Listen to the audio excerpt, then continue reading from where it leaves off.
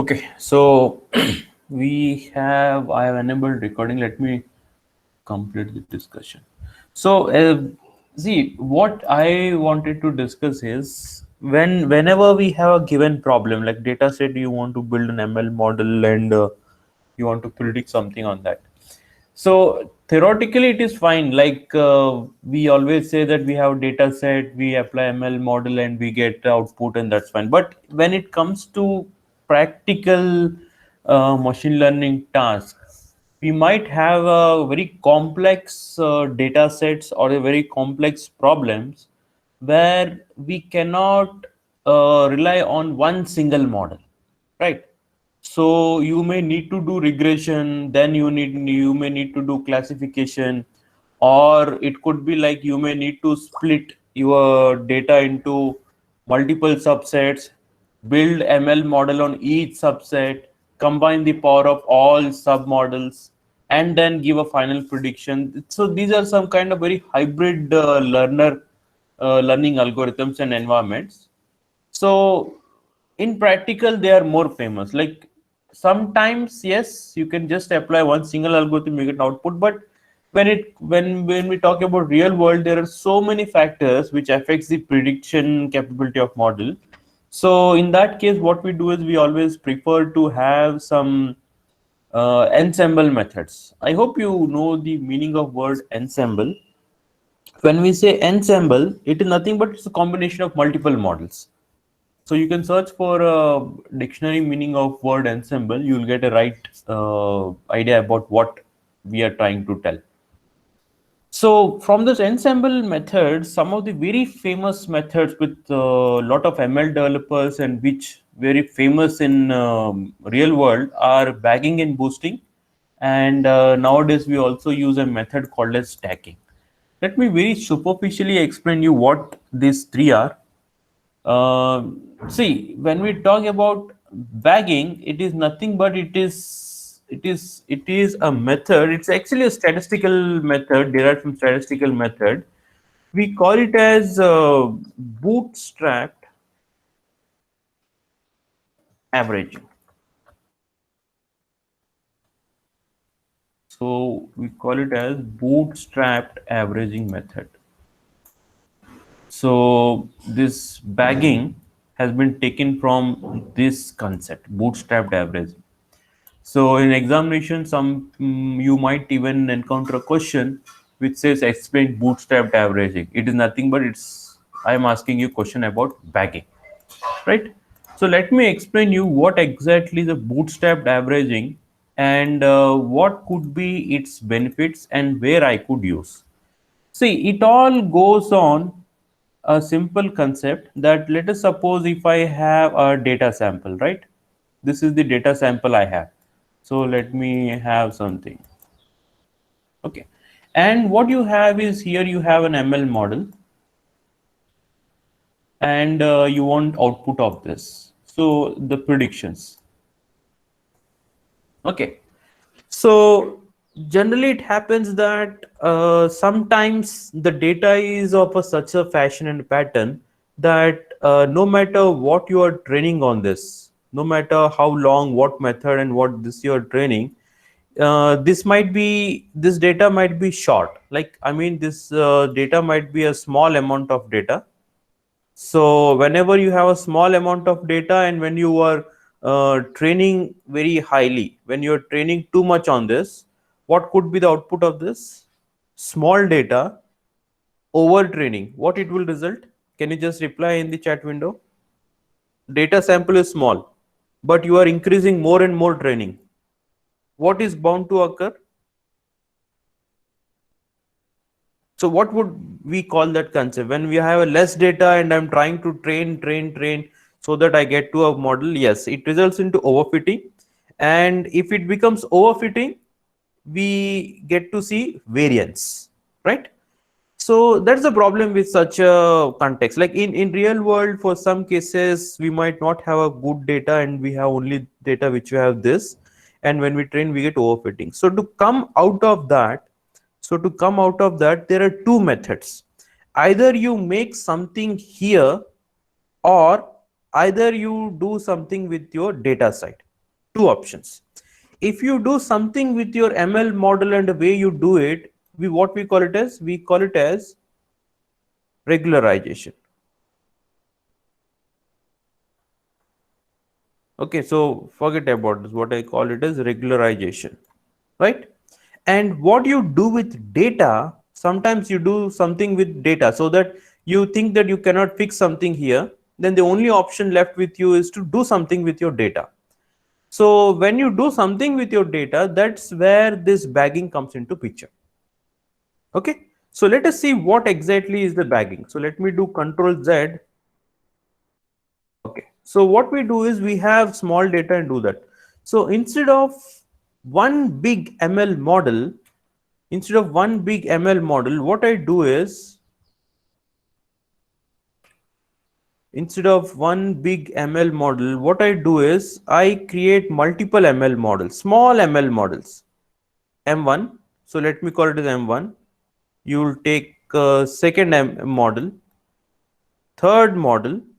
See, this all will have their own training. They have their own testing, training, and validation. So let us suppose instead of one single model, I have built 4 ML models. Now, if I build 4 ML models, all these 4 require a data set. So what I do is from this sample, I generate 4 dataset samples. Dataset 1, dataset 2, and dataset 3, and somewhere I generate dataset 4. So I take 4 samples. So this is how it is trained. This is how it is trained. This is how the model 3 is trained, and this is how model 4 is trained, right? So now the process to generate the subsets, what are these? These are the subsets of data set, right? The process of generating subset of data from the original data set is called as bootstrapping. What I call it as, this process here, the process of generating this is called as bootstrapping. So in bootstrapping, how the concept of bootstrapping works. So assume that here I have, let's say, 1 to 10 records. Assume, for just for an understanding sake, I have 1 to 10 records. So now if I want 4 subsets out of this, does it mean I have 1 to 2, 2 to 4? No, that is, see, if I do that, it is like increasing the problem. So what I do is I take one sample 1, and I include 1, 2, 3, 4 in this first sample. In the second sample, what I do is I might take 2, 3, 2, 3, and 5, 6. Okay. So what is common in between? You can see that the 2, 3 record here and 2, 3 record are common. So the specialty of bootstrapping is nothing but, the specialty of bootstrapping is ability of a bootstrap method to generate a subset which represents the entire data pattern, and it includes few other samples as well. So next time when it generates another bootstrap sample, it still includes a sample from this, and it might even include few samples from earlier subset as well, right? So bootstrapping is a statistical method where we sample the data to create subsamples, and in the process of sampling, we consider repetitions. So what do I mean by repetitions? So the sample, once I select the sample 1, 2, 3, 4, and next time I select a sample, this sampling lets me repetitions. Are you getting what sampling does? Sampling does with the repetitions. So this is also called as sampling with repetitions and it is also called as sampling without okay, what we call sampling with replacements, right? There are two words to represent this: sampling with repetitions or sampling with replacements. So what is replacements? We'll come back to it some other time. But as of now, understand, when I'm saying bootstrapping, I'm using this. So with the help of bootstrapping, I generate this subsamples, sample 1, sample 2, sample 3, sample 4, and I get this ML model trained on this. And I get this ML2 model trained on this, ML3 on the subsample 3, ML4 on subsample 4, right? So how many models I have now? 4 ML models. These 4 ML models are combined into one big ML model, right? So here is something we call it as averaging the ML predictions. So this averaging is this averaging I am talking about. So bagging is nothing but bootstrapping plus averaging. Bootstrapping is here at data side. Averaging. So now you will find some mechanism to combine predictions of all these ML models. So this could be like taking a plain simple average, or it could be something like weighted average, or it could be some very complex methods like voting, or some that similar kind of algorithms, right? We have a lot of algorithms to average out. Okay, so this is called as bagging approach. So we have a data set. What we do is, see, effectively here you are generating additional data. You are using a proper and hybrid sampling techniques which generates, you increase the number of data, and when you increase the number of data, so you have multiple ML models, and this ML models is averaged out and you get a proper output. The main intention of bagging is to reduce the variance. What is the main intention of variance?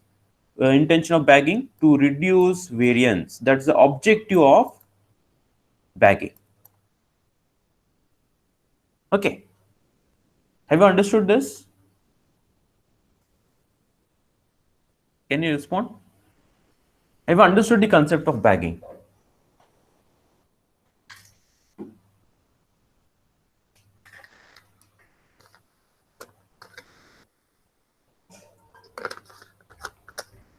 Okay, so if you ask me a good example of an algorithm which uses bagging, then there is an algorithm called as random forests. Okay, let me, what is that example of bagging I was talking about? Random forests. So whenever you use random forest algorithm, and what is random forest? Random forest is a classification algorithm. What it is? It's a classification algorithm, random forest. And you get to see a pre-implemented version of random forest algorithm in scikit and even in Weka as well. So primarily for our lectures, we will either we stick to scikit or we stick to Weka for our some of the hands-on and demonstrations. So whenever you use a random forest algorithm for classification of your data sets, remember this algorithm internally uses bagging method. Okay, so that's why you can repeat that. So this is what I wanted you to do in assignments. So when you use a simple tree algorithms, then you might not get a desired accuracy. But if you use a random forest, suddenly the accuracy improves. Why? The accuracy improves because of the internal bootstrapped and averaging method. Okay. So you might ask me, some of the further questions on this could be like, if I have this, for example, I have ML model. What if the performance of third model is very miserable? I don't want to include that. So in such cases, what we do is instead of averaging, we take something called as weighted average. I hope you know what we mean by weighted average. Weighted average means I assign a weight W3, W2, W1. So according to the weight, the importance to this model's value is given while averaging out. So even such are possible, and we will not go deep into why should you do, how should we do that, because generally they are implemented in random forest algorithms. What we need to do is we need to know that yes, we have an algorithms which include bagging. And when should we use bagging? When we have an issue with data, or when we consistently find that our data set is being overfit, you find consistent variance, then one of the last resort is to go into approaches which implement bagging, I mean, in other words, bootstrapped averaging of machine learning models.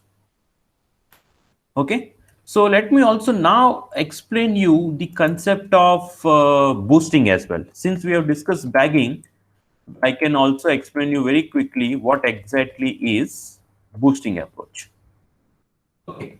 So once again, for boosting,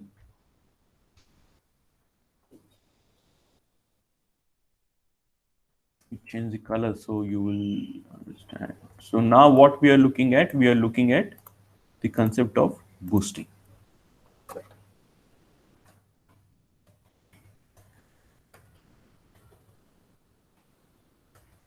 So in boosting, what happens is, uh,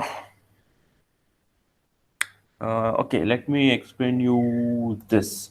See, even in boosting, is still used to reduce variance, and still it is used to handle some of the overfitting issues. But the real advantage of using boosting is to build an ML model specifically when we have very noisy data. I hope you know what we mean by noisy data. Or sometimes the data is so complex that it might be very difficult to learn a model from the data, right? So instead of bagging, we sometimes prefer boosting when we feel that the overfitting in the model is not because of overtraining, but it is because of noise, right? So in that cases, in order to handle the noise in the data set, and in order to handle the less nature of data, we prefer to use boosting. So in this boosting, what we do is we still create samples, right? So sample one is created. For example, I take some samples from this and sample one is created. Let's suppose some sample saying that record 1, 2, 3 and 4. Okay, so these are the records in this. And how many records I have? From 1 to 10 records. So I create first sample. What I do is I train this on ML model. Let us call it as ML model 1, right? And when you train on ML model 1, I get some output of this. So during testing of this ML model, what I found is the sample number 3 is misclassified. Okay, the sample number 3, I mean from record 1, 2, 3, 4, which this subsample consists of, sample number 3 is misclassified. So what I feel is somehow my this ML model 1 was not able to learn how to classify instance 3. So what I do is I create another sample. What I do is I create another sample. Now while creating another sample, I will make sure that this 3 is included because it was earlier misclassified. Now it will include additional samples, like for example 5, 6 and 7, right? So this is the next sample. Now what I do is, so output of this has helped me in designing this next sample. So now I train ML model 2. I get what I get? I get ML model 2. I get output. Now this time, assume that the ML model has learned how to successfully classify 3. But now it is failing for 6 and 5. So these are misclassified instances. So now when I create another ML model and another sample to train, what I do is this 6 and classify, they act as a feedback, and this will decide the next sample size. So this will contain 6 and 5 and let's say some remaining models like 8, 9, some this. Now it works. Now I build ML model 2, ML model 3, then I get an output. So this process is repeated. This process is to be repeated till I get a desired accuracy or desired performance. Once I get the desired performance, what will be your final model? Will it be, are you thinking that the final model is this? No. What we do is this, see, if you look at this ML1, This model is trained to classify instance 1 and 2 correctly. This ML2 has been trained specifically to classify the sample 3. This ML model 3 was this specializes in classifying 6 and 5. So on, you have multiple ML models which have been trained for some set of samples to classify them properly and correctly. So in the end, what I do is I combine all these ML models. Once again, I use the same averaging or some weighted or voting based approach, some standard process to do this, and then what I get is the final ML model. So let us call this as final ML model, right? So this approach is called as boosting. Why do I call boosting? Is whatever the performance of ML1 I have, the performance of this is boosted by ML2. Whatever the performance I get from ML2, this is boosted by ML3. So overall, all the predictive power of all models is combined, and then I get a perfectly boosted machine learning model. This is called as boosting. I hope now you understood what exactly is the boosting. So now, can you search for an algorithm which implements boosting? Have you understood this?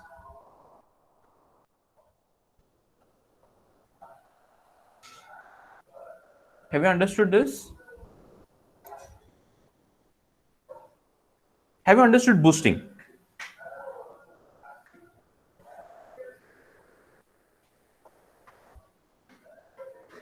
Okay. So if I ask you some difference between bagging and boosting, bagging is more a parallel approach, boosting is a sequential approach. And in bagging, whenever you create sampling, the sampling is independent of your ML models. Sampling is there, sampling is done by bootstrapping method. But in case of boosting, the nature of next sample depends upon the performance of earlier ML model along with its sample, right? So in boosting, these two together decides what will be the samples for the next one. So these two will decide what will sample for this. So on, it creates the one. So one of the best example of boosting method is, okay, let me tell you instead of me asking you. A good example of boosting is we have an algorithm called as Adaboost. This is very famous boosting method, and we use very frequently even in neural networks and lot of algorithms as well. So we will see a good Veka demonstration where we will see how exactly the Adaboost works. The Adaboost is nothing but we call it as adaptive boosting. The actual meaning of word is adaptive boosting. I think there is a small background noise. I'll pause for a few seconds and I'll enable.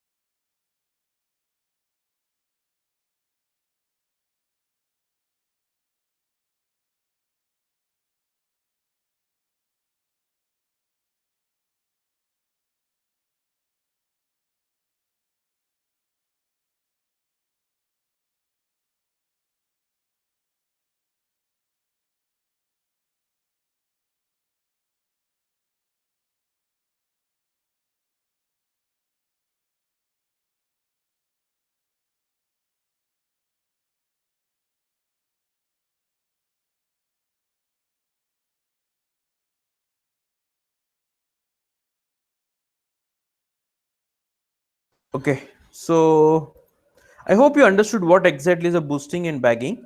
Let me very quickly also cover the concept of stacking. Or one thing, see, what I feel is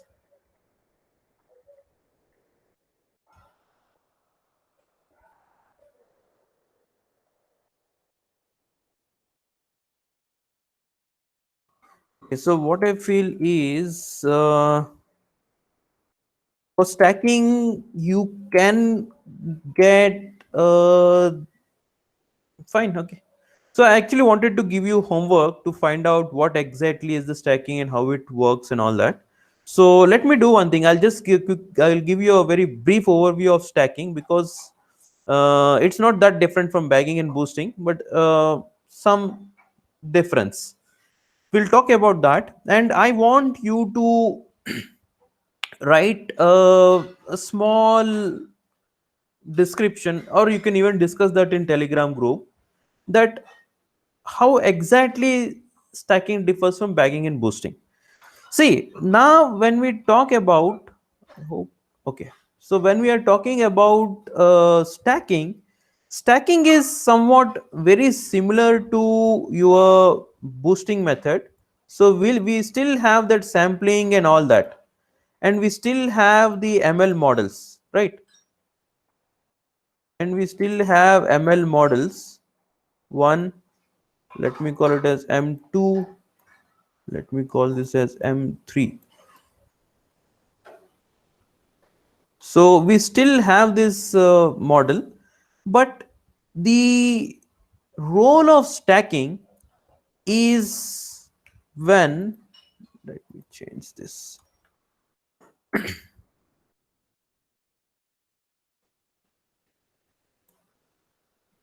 what we are doing is we are discussing stacking. See, the role of stacking is truly, it is in a phase where we start combining these ML models, right? So earlier, whenever I wanted to combine, what I was using some averaging or some weighted averaging or some method like vote based average voting. Voting is one kind of combination, like the one which has highest votes is combined. So it is one kind of method which combines the values. So we have averaging, or we have weighted averaging or a voting. That is what was used for bagging and boosting.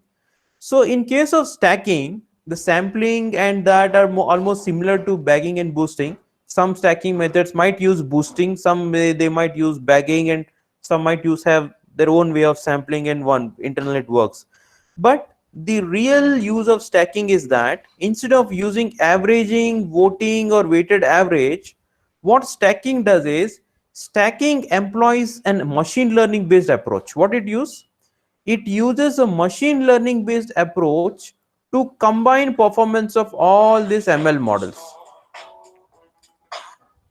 What it does, it uses the combination of all these ML models.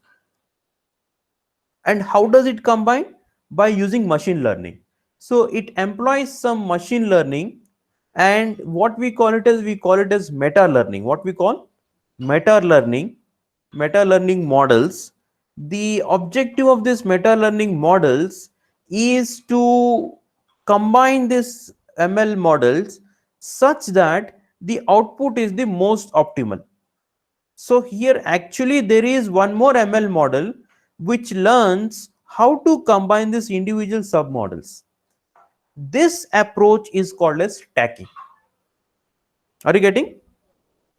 And one of the very famous example of stacking and very useful in real world ML models is, can you guess what is that? It is XGBoost. Okay, this meta learner we use very frequently in ML, that too for real world problems. You will see such a drastic improvement in accuracy the moment you apply XGBoost. So this is a very famous example of stacking method. So is it clear? Have you understood how exactly is this stacking?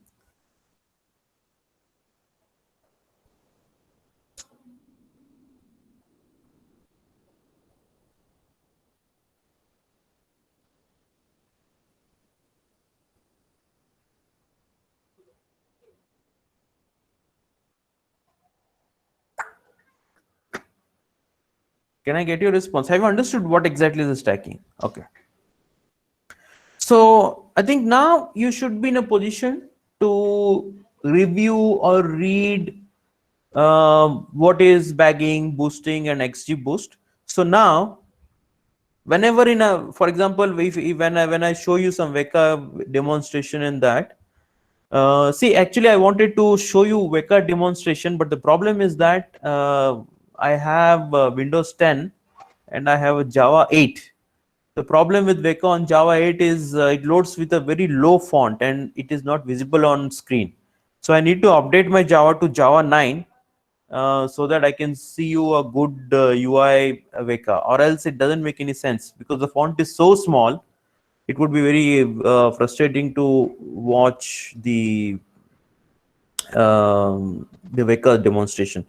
So I'm trying to update my Java on my machine. Hopefully on Tuesday and on the next coming lectures, we will be able to see a live demonstration of how using of bagging, boosting, and stacking helps in improve machine learning models performance. Okay. So now I think you should be able to search some literature and find what exactly is bagging, boosting, and stacking, and how do I use it. So now someone suddenly, if you encounter the use that XG boost, some people say use XG boost, some people say use Adaboost. So some people say use random forest, you will get getters. So the reason behind saying use random forest is that they want to say use bootstrapping and bagging approach. So now I think it should be clear to you. I think it is almost end of this lecture. See, have you analyzed the syllabus? Has anyone of you analyzed the syllabus and what we have exactly studied? See, start reading the textbook. Start reading the textbook. The content associated with this very small. You need not even read big pages. The content in the textbooks is just restricted to small para. I want you to go through textbook, go through syllabus. Especially what I want is try to search for all the topics we have in unit 1 and unit 2, which we have decided in textbook 1. What I said, this two you will find it in ML for Dummies IBM, that book version, and later you will find it in another book. So you can see what I want is I want you to find and decide how much we have, from where in the textbook you find these units, unit 1, unit 2, and unit 3. And from my perception, we have completed unit 1, unit 2, unit 3, and the first part of unit 4 as well. Almost this we have completed. And I think we have also, okay, I think, okay, so some little aspect of this. So I want you to search for this and some initial parts of this. For example, okay, I think till this point, search in textbook and find out where do you find the content for this. And if you have any issues, let me know. I will direct you. Okay, you will find this content here and here. So analyze that and you determine to what percent of syllabus completion we have completed. So technically speaking, we have completed unit 1, unit 2, and unit 3, and some early part of unit 4.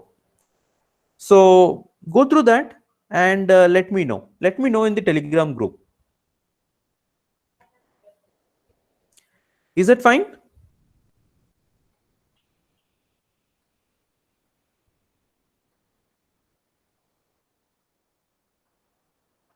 Okay. See, but don't forget about this. I want you to do this analysis of study and that, because in the end you will find very difficult to find this content in textbook. It is well structured. Just go through the textbooks. The e-copy is already shared in your Moodle. Download them, and I think I have already shared these books to you in Telegram group. Download and start reading them. Okay. So I am fine with this session. Just mark your attendance. You should be fine to leave the lecture.